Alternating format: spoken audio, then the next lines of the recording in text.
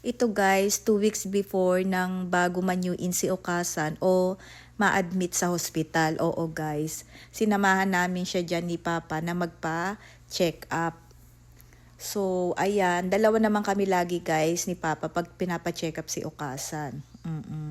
Sinishare ko lang tong mga video na to kasi gusto ko lang din naman kasing sabihin na talagang kailangan bigyan natin sila ng oras, panahon.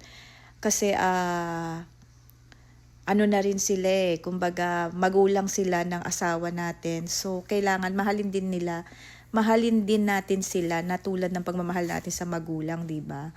Oo. Tsaka kasi napakabait diyan din ni Okasan.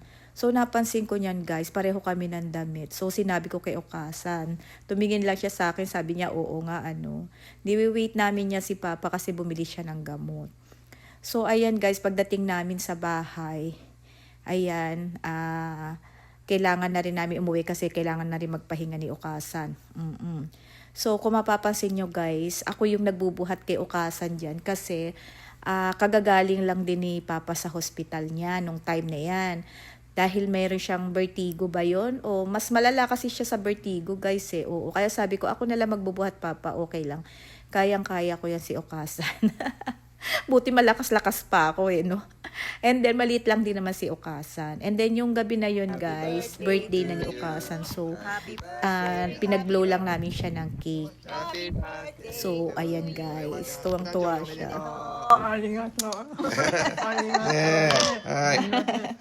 Kaya niya kaya i-blow. じゃあおばあちゃんとふーってしようかせーのはいはいできましたはいお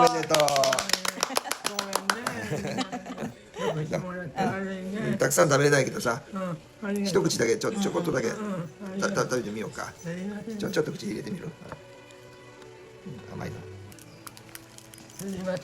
At kailangan talaga mahalin natin ang ating mga mother-in-law, ang ating mga magulang, lalo na't matatanda na sila. Bigyan ng panahon, pansin, tulad ng binigay nila sa atin. So yun lang guys, thank you for watching.